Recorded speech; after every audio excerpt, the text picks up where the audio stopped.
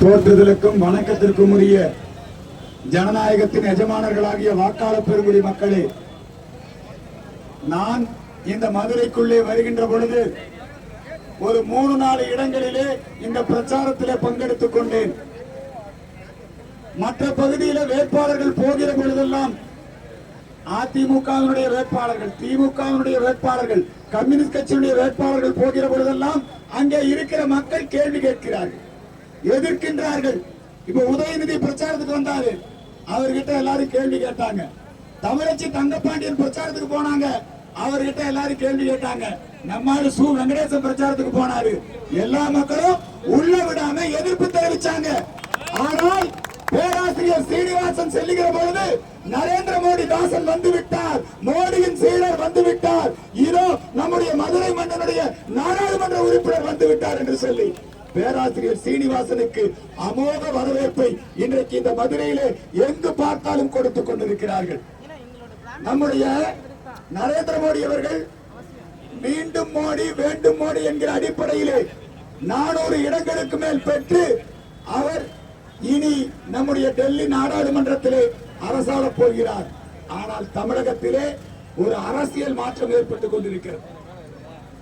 எல்லாம் என்ன சொல்லிட்டு இருந்தாங்க, திமுகவா அதிமுகவான்னு இருந்தது மாதிரி நம்முடைய அண்ணாமலை உழைப்பால், பேராசிரியர் சீனிவாசன் உழைப்பால், நம்முடைய திருமாறனுடைய உழைப்பால் இப்ப பிஜேபியா மத்தவங்களால் மாறிடுச்சு, இப்ப அண்ணாமலையா மத்தவங்களால் மாறிடுச்சு, இப்ப பேராசிரியர் சீனிவாசனா மத்தவங்களால் மாறிடுச்சு. அவங்க 2 பேர் நிக்கிறாங்களே, சு வெங்கடேசனும் நம்மால சர்வகட்சி தலைவர் இல்லையா, 5 கட்சி அமாவாசைப்பாங்க எங்க ஊர்ல ஒரு ஆளு, அவரு இவங்க 2 பேருமே சேர்ந்து அவங்களுக்குள்ள இப்ப அட்ஜஸ்ட்மெண்ட் ஆகி போச்சு. அதனால எப்படியாவது நம்முடைய வெற்றியை தடுத்து விட வேண்டும் என்று அவர்கள் பணம் கொடுத்து ஜெயிக்க வேண்டும், சாதி மத உணர்வுகளை தூண்டிவிட்டு வெற்றி பெற வேண்டும், இந்த எண்ணத்தோடு அவர்கள் பணியாற்றிக் கொண்டிருக்கிறார்கள். ஆனால் நாம் நரேந்திர மோடியினுடைய சீடர்கள், நாம் தேசபக்தி தெய்வபக்தியை முன்னிறுத்தி நாம் இந்த தேர்தலிலே களம் காணுகிறோம். வருகின்ற 19ஆம் தேதி நாம் அனைவரும் நரேந்திர மோடிக்கு ஓட்டு போட வேண்டும். ஏன் ஓட்டு போட வேண்டும்? நம்முடைய நரேந்திர மோடி அவர்கள் 9 ஆண்டு கால ஆட்சியிலே தமிழ்நாட்டிற்கு 11,50,000 கோடி ரூபாய் முந்தைய காங்கிரஸ் ஆட்சி, திமுக அங்கம் வகித்த மத்திய அரசாங்கங்கள் அவர்களெல்லாம் ஒதுக்கியதை விட தமிழ்நாட்டுக்கு அதிகமான நிதியை, பல மடங்கு அதிகமான நிதியை ஒதுக்கியது நரேந்திர மோடியினுடைய ஆட்சி. மோடியினுடைய ஆட்சியிலே இப்ப இவங்க எல்லாம் ஒரு பொய் பிரச்சாரம் பண்றாங்க. ஜிஎஸ்டி இங்கிருந்து அவங்க ₹1 வாங்கினா 22 பைசா கொடுக்கறாங்கன்னு ஒரு பொய் பிரச்சாரம் பண்றாங்க. அந்த பொய் பிரச்சாரத்தை திரும்ப பண்ணிட்டு இருக்காங்க. உண்மை என்ன? ஜிஎஸ்டி வரி வருவாய் நம்முடைய தமிழகத்திற்கு எந்த பாக்கியம் இல்லாமல், எந்த நிலுவையும் இல்லாமல் நம்முடைய நாடாளுமன்றத்தில் நிர்மலா சீதாராமன் கேள்வி அவங்க பதில் சொல்றாங்க, பதில கேட்கறதுக்கு வக்கு இல்லாம எல்லாம் எந்திரிச்சு ஓடுறான். ஜிஎஸ்டி வரி வருவாய் முழுமையாக தமிழகத்திற்கு கொடுக்கப்பட்டிருக்கிறது. தமிழகத்தில் தான் முத்ரா வங்கி கடன், தமிழ்நாட்டை சார்ந்த இளைஞர்கள் தான் அதிக அளவில் முத்ரா வங்கி கடன் வாங்கி பயனடைந்திருக்கிறார்கள். தமிழகத்திலே தான் இப்ப நாமெல்லாம் இந்த சாதனையை சொல்லி ஓட்டு கேட்கிறோம். தமிழ்நாட்டில மதுரையில அதை ஒட்டிய பகுதியில தென் மாவட்டங்களின் வளர்ச்சிக்காக 5000 கோடி மதிப்பிலே ஜவுளி பூங்காவை துவக்கியது நரேந்திர மோடியுடைய ஆட்சி.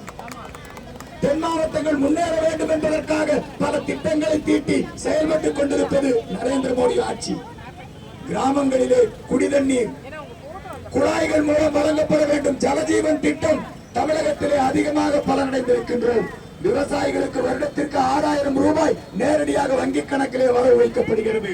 சமையல் அறையிலே பெண்கள் புகையின்றி வாழ வேண்டும், கண்ணீரின்றி வாழ வேண்டும் என்பதற்காக 17 லட்சம் பெண்களுக்கு நாம் உஜ்வலா திட்டத்தின் கீழ் சமையல் எரிவாயு அடுப்புகளை கொடுத்திருக்கிறோம். எல்லாம் தமிழ்நாட்டில் மட்டும். இப்படி தமிழகத்திலே பல நல்ல திட்டங்கள், மோடியின் திட்டங்கள் நிறைவேறிக் கொண்டிருக்கிறது. ஒரு நாளாவது கடந்த கால நாடாளுமன்ற உறுப்பினர் சு வெங்கடேசன் ஒரு நாளாவது மதுரை வைகை ஆற்றுக்காக பேசியிருக்கிறாரா? மதுரை மக்களுடைய, மதுரை இளைஞர்களுடைய வேலை வாய்ப்புக்காக பேசியிருக்கிறாரா? இங்க பாருங்க எவ்வளவு மோசமான நிர்வாகம், போக்குவரத்து நெரிசல், சாலைகள் குண்டும் குழியுமாக இருக்கிறது.